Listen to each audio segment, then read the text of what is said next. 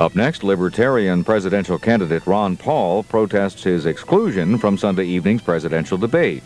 The Libertarian Party purchased 30 minutes of satellite transponder time to broadcast their own debate from Hollywood, California, giving their candidate the chance to respond to the same questions asked of the Democratic and Republican presidential candidates on Sunday.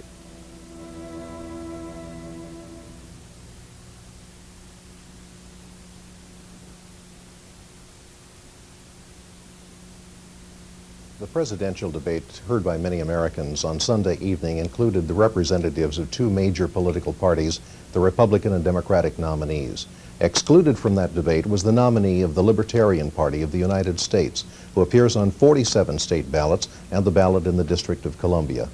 That nominee is former Congressman Ron Paul, who served 4 terms in the Congress of the United States and who is a practicing physician and is the nominee of the Libertarian Party. Dr. Paul, we tonight have eliminated those questions from the debate which were purely personal and addressed to the candidates. We're going to phrase the other questions to you exactly as they were asked of the candidates. You will have 2 minutes to respond. In instances where 2 questions may be accurately synthesized into one, we've done so. Otherwise, they're going to be asked verbatim as they were of the other debaters Sunday night. First question, the polls say the #1 domestic issue to a majority of voters is drugs. What is it about these times that drives or draws so many Americans to use drugs? Well, that's a good question, and I'm not sure anybody has the answer, but certainly the dependency of the American people on social and welfare programs have taught us to not have a good sense of worth about ourselves. So people have resorted to drugs, and of course the 2 worst drugs today are alcohol and tobacco. We're losing 450,000 people a year from smoking and drinking. But the irony there is that we subsidize tobacco and the state governments are selling the alcohol, which I think is rather terrible. But the drug problem is a serious problem, but it's something that should be out of the realm of government trying to solve it. We never had drug laws before 1914, and there's been a 4,000% increase in the use of cocaine since we've had the drug laws, so they're really not doing any good. And when you think that we can't even keep drugs out of the prisons due to the corruption, I don't think there's much chance we're going to keep them off the streets. So we better be more practical about it. And our approach is, as libertarians, is that we should get rid of the laws. The laws don't work, they're not any good, and that they create a lot of corruption. The drug dealer's out of business overnight if we get rid of the drug laws. Crime rates go down. The average addict commits 260 felonies a year just raising the money to pay his friendly drug dealer for the drugs. And I think if we didn't have the drug laws, kids would be less exposed, and I think that's very important. But kids are enticed. You know, it's pretty hard taking a job at McDonald's at $3.35 an hour if they can make $400 or $500 a day. So I think it's all backfired. The real issue is freedom of choice and responsibility, and we believe that falls on the individual, the family, and the churches to deal with these very difficult problems, not the government. The government has failed, and they'll continue to fail at in this approach. Another troublesome issue is the bulging federal deficit. Would you identify 3 specific programs you're willing to cut to bring that deficit down? Well, I don't know of any program I wouldn't be willing to cut, and the 3 specific areas should be domestic welfare spending should be cut, military welfare spending and the military spending overseas, including foreign aid, it should be cut. And if we had a sound monetary system, we could cut the part of the budget which is growing most rapidly, and that's the interest on the national debt. But when we have 10% interest rates, and they're going to go a lot higher, then we can expect this to be a great deal of difficulty. The basic problem is that everybody in Washington talks a lot about it, as does the other 2 candidates, but they have no solutions whatsoever because they're terrified to suggest they need to really cut. But you know, we can't cut unless we address the very important subject of what the role of government ought to be. And we as libertarians believe the role of government ought to be for the preservation of liberty, not for welfarism, not to police the world, but to restrict the role of government to the preservation of liberty. Then we can address the subject of the waste and the fraud and the corruption and the welfare, and really it's a mistake to think poor people get to benefit from the welfare system. It's a total fraud. Most welfare go to the rich of this country, the military-industrial complex, the bankers, the foreign dictators, and it's totally out of control, and we should immediately balance the budget. The first year, no more 4-year plans that stretch out into 8, 12, 16, and 20-year plans, and no attempt whatsoever. The true deficit per year is closer to $250 billion if the politicians would tell the truth. It's not 150 or 160, because when you add up the off-budget items and the borrowing from the trust funds, we realize that this country is in desperate shape, and we better do something about it. Why put the burden of this problem on the next generation? Let's deal with it by cutting the spending. Today, 37 million Americans, including many working families with aging parents and young children, cannot afford any health insurance, yet they earn too much to qualify for Medicaid. What would you do to provide protection for them, and how would you pay for it? Well, delivering medical care is not a role for government. They've been trying to do this for 30 or 40 years, and that's why we have 38 million people that don't have health benefits. When you destroy money, prices go up. When the government interferes in certain segments of the economy, those prices go up more rapidly. So when you see the cost of education and the cost of medicine going up faster than anything else, it's not because of the gouging procedure. It's due to the fact that government injects more money into these areas, but it's a failed system because it doesn't broaden the distribution. It only raises costs, and of course the quality goes down. I can't understand why the American people would even give the slightest consideration for government health programs. They don't want the government to deliver their automobiles or their video cassette recorders or their food, and so I don't see why they should have the government delivering health care when it's such a failure. If they're pleased with the idea, they ought to go visit an Indian reservation and find out what it's really like. They ought to go visit the VA hospitals. I mean, it is not the way to deliver health care. The best way to deliver health care is the way we deliver all goods and services in a free society. And I think the cost of the medical care is up precisely because government is involved. The sooner we get the government out of it, the better. The sooner we have a sound monetary system and eliminate the price inflation, the better off the poor people will be. But when prices go up in these particular areas, who gets hit the most? The low middle income person who's just struggling with a job. Of course, they're the people who lose the job first when the economy goes into a slump. But this idea that government has services or goods that they can pass on is a complete farce. Governments have nothing. They can't create anything. They never have. All they can do is steal from one group and give it to another at the destruction of the principles of freedom, and we ought to challenge that concept. At the end of September, Doctor, thousands of AIDS patients are going to lose their access to AZT, which is the only federally approved drug for treatment of the disease.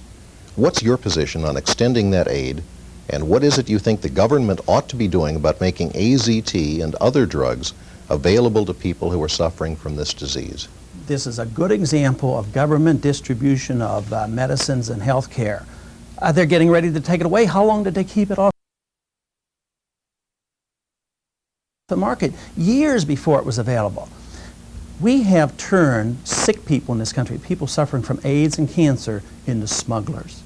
They have to go to countries that we think are less free and more socialistic, to places like Mexico, to pick up drugs in order to treat themselves either for cancer or for AIDS. And the FDA is the trouble. We need to get rid of the FDA. The FDA prevents medications from coming on the market. They prevent freedom of choice. So we think the government should be out of the business. The fact that they can come down on us and say in September there will be no more AZT. People ought to have freedom of choice, but nobody can be defrauded. A physician or health group cannot come and say, I have a cure, and if you pay me $10,000, I'm going to save your life. They have to be honest about it, but we should never take away freedom of choice in health care. People should have a choice, and therefore I think this problem with AZT demonstrates so clearly how detrimental it is when government gets involved in taking care of these kind of problems. Estimates of the homeless range from a low of 250,000 to around 3 million. Including working families and their children. What commitment are you willing to make to this voiceless segment of our society? I think this should be our greatest concern, and it certainly is for me as a Libertarian candidate, because this is where I address my message so often. If one understands the economic system of government intervention, deficit financing, spending, and the monetary system, they will realize that in the process of destroying money, that is the inflation, we realize by history and by economic thinking that the middle class gets wiped out. So I believe these figures are very, very high. We did not have homeless like this 50 and 60 years ago. So we create these people. And the cities compound the problems. The more regulations in a city for building codes and all kinds of regulations, the worse the problem is. If there are rent controls, you have more homeless. So government creates these people. And the sooner we understand this, balance our budget, restore soundness to the monetary system, get interest rates down. Under a gold standard, interest rates are 2.5% to 3%. But how can people buy houses and make the payments if we have this continued inflation where the low middle income and the poor people get wiped out at the sacrifice to a lot of other people? The wealthy get wealthier, the poor get poorer under this current system that we have today, and we should change it, but the American people never get to hear the alternative. That's why we as libertarians offer this approach to government, which is quite different from what the Republicans and the Democrats offer, because they offer the same thing over and over again: more deficits, more spending, more funny money, and more poverty. The American dream of home ownership has become an impossible one for many of the young people of our nation who are caught up in the economic squeeze of the middle class. What promise can you realistically hold out to these people with the cost of housing going up and with limited help available from Washington? Are we destined to become a nation of renters? If we continue to do what we're doing, if we continue the policies of the Republicans and Democrats, there's really no difference. Democrats say Republicans don't spend enough, but there's no evidence to that. When they talk about cuts, they're talking about cuts in the proposed increases. I mean, we're not out of the housing business, but who benefits? Do the poor people get the houses? No, the money ends up in the pockets of many builders and financiers, and the houses last for 10 or 20 years, and then the individuals come in and tear the houses down. One of the most important things would be to have low interest rates, sound monetary system, jobs for people, savings again. But when the government gets involved in the distribution of houses, it comes out about the same as the distribution of medical care or the distribution of AZT or whatever. It causes more problems. Prior to 50 years ago, we didn't have homeless. And the people had houses. People built their houses. They went to work. They had jobs. It wasn't the responsibility of government to build houses. The responsibility was on us to work, to build our houses, to take care of ourselves. And that is out of the realm of government. Government is there to preserve liberty, to guarantee a free market, to make sure we have a sound currency, but not to get in the business of passing out favors and privileges and redistributing the wealth, bankrupting the country and impoverishing our people and delivering the debt and the problems to the next generation. That's what has to come to an end. Two questions asked during Sunday's debate dealt with seeming contradictions, that one candidate favors the death penalty but opposes abortion. The other opposes the death penalty but would permit abortions, positions which the questioners saw as contradictory on the issue of preserving life. Can we have your comment on the issues of abortion and the death penalty? Yes, it isn't one of the easiest issues. I think we can find divergence of views in all areas. The libertarian principle is that we pledge never to initiate force or aggression against another individual. We can't steal from people, we can't hurt them, we can't murder, and we can't damage their property. And certainly to me this is very clear as a physician that if you take a fetus which is alive and legal, has legal rights, the fetus can sue me if I injure the fetus. So I know very much about the legality of the fetus. So I believe the fetus deserves protection. I happened to have witnessed one time a two-pound baby being aborted that was born alive, breathing and crying. They threw the baby away. That's an act of aggression. Other libertarians disagree with me on this issue. It's a very important issue. I happen to believe if we don't believe in the integrity of life, protect life, there's not much else the government ought to be doing. I want a very limited government, but I believe it should protect life. And therefore, the fetus is legal, deserves this protection, but I believe it should be handled at the local level. I do not believe there should be federal federal laws. We don't even have federal laws against theft and murder and other things. Under our system of justice, it's done locally. It should be dealt with locally. But to be calloused and uncaring about human life, I think it'd be very difficult for us as libertarians to defend liberty the way we want to. There is an explosion of single-parent families, many with unwanted children, which are the source of poverty, school dropouts, and crime, which many people in the inner cities simply feel is out of control. Where would you get the money to devote to the inner cities, which is clearly needed, according to the questioner? Can you be specific about programs, not only that you would reinstate, but the more imaginative ones that you would begin? Well, I'd get the government out of the business of dealing with the inner city, and I'd certainly get them out of the business of interfering with the development of the inner city. I like the idea of enterprise zone. I'd like to make the United States a free enterprise zone. But there has been proposals for enterprise zones where taxes would be lowered, regulations would be lowered, the rent controls would be taken away, and if there were no regulations and no income taxes, and the people then would have a great increase in incentives to go into the inner city and work. But the inner city problems are created by government. It is the government program's been working for 50 years trying to take care of the inner city, and it's worse than ever before.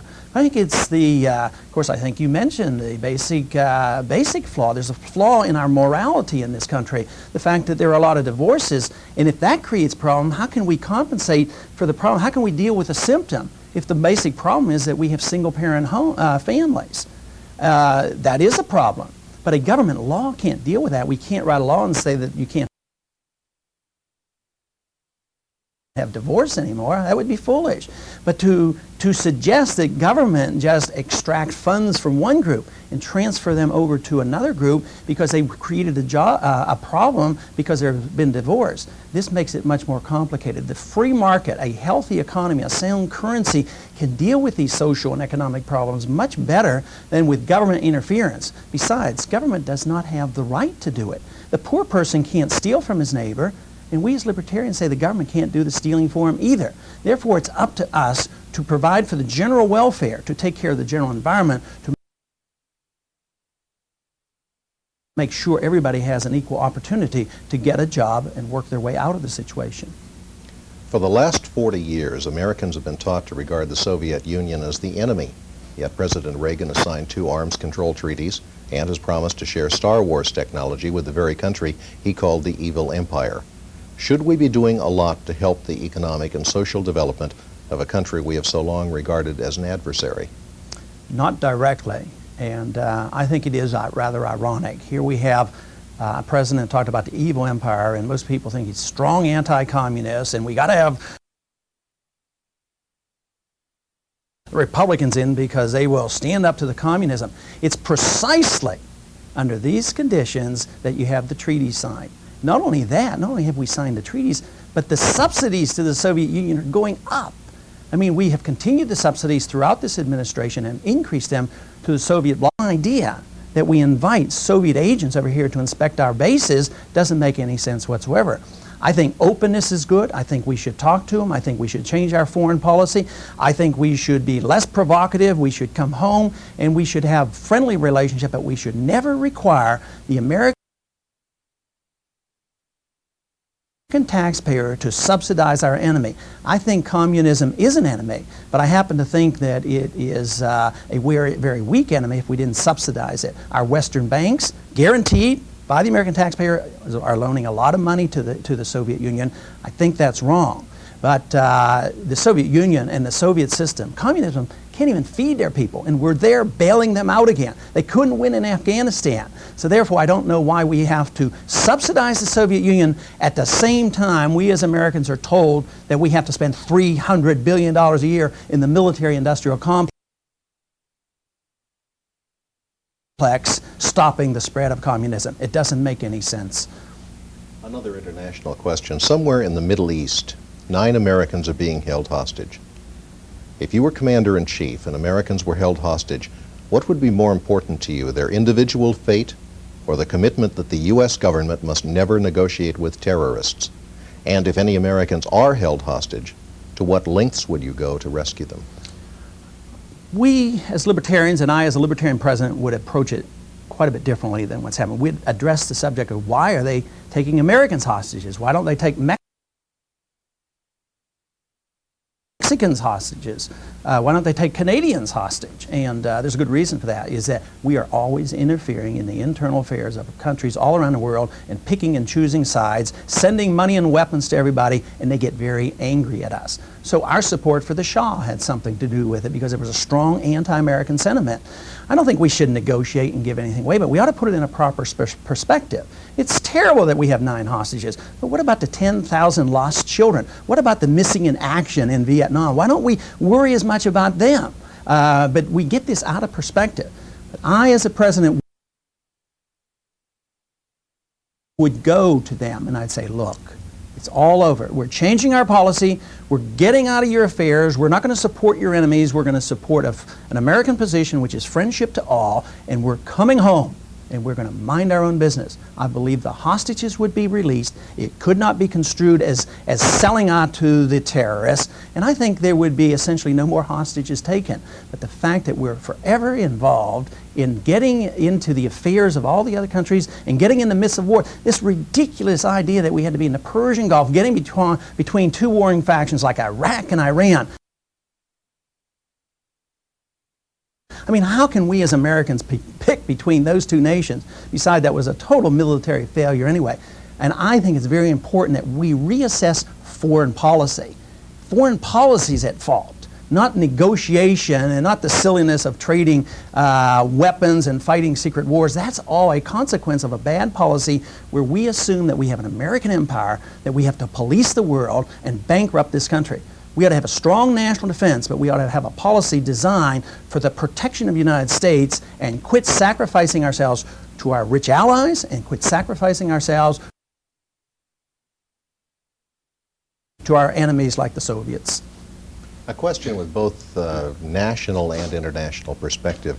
As many U.S. farmers face or undergo foreclosure at this time, the U.S. is meanwhile considering the possibility of forgiving a certain percentage of debt owed by Latin American or third world countries.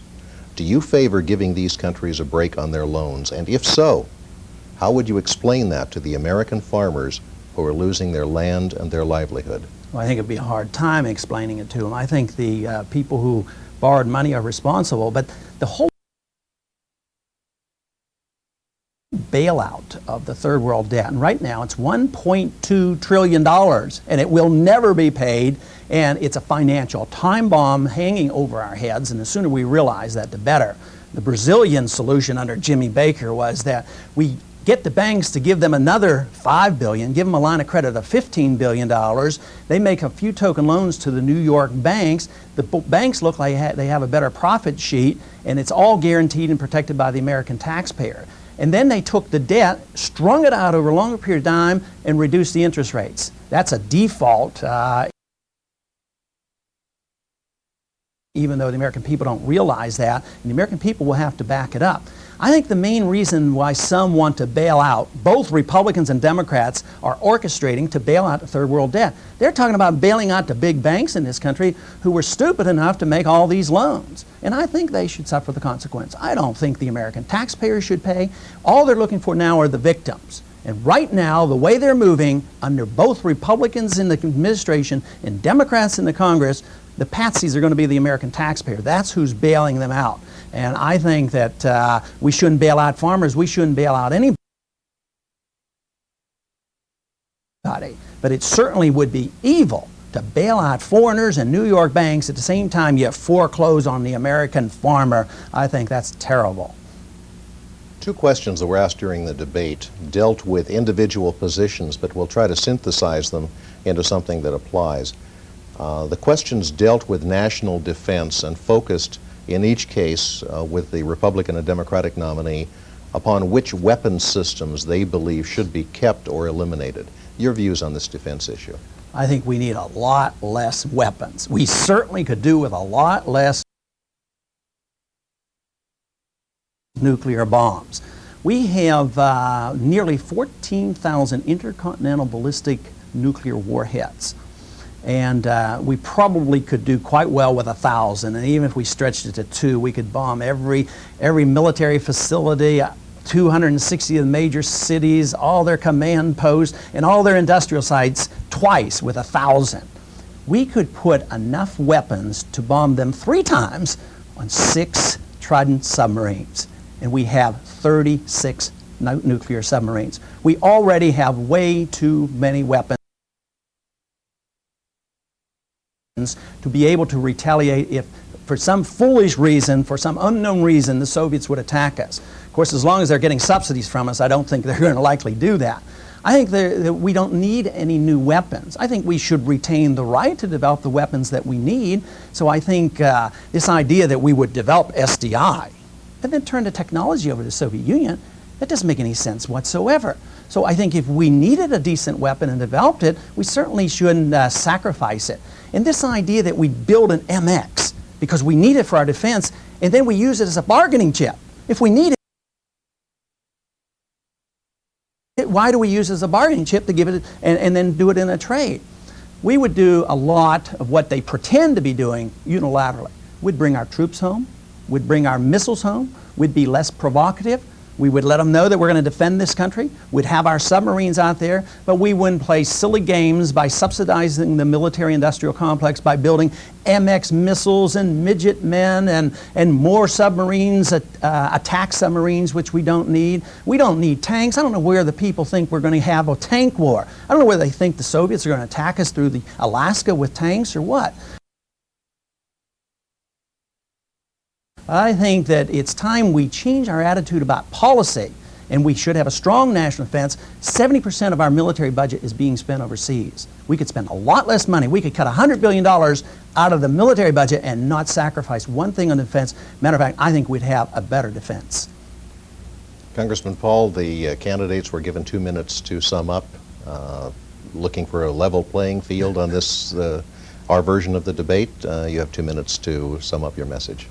Yes, I think the American people certainly deserve a choice. You know, today we're drifting into a situation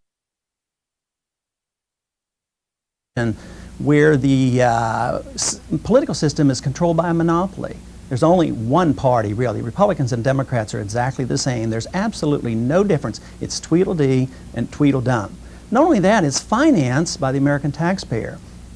The American taxpayer has been required to put into the coffers of the Republicans and Democrats $100 million. We are excluded from the debates. They're afraid, really, of true debate, to talk about the issues, talk about the balanced budget, talk about foreign policy, talk about the role of government, talk about freedom ideas, talk about the Constitution. So therefore, we are in a desperate need in this country to have choices. The Libertarian Party and the Libertarian message offers a choice. It offers a choice for the American people not to have to vote for the lesser of evil. If you vote for the lesser of evil, you still vote for evil. The majority of the American people today are not Republicans or Democrats. 37% of the people planning to vote prior to the debates said they were undecided.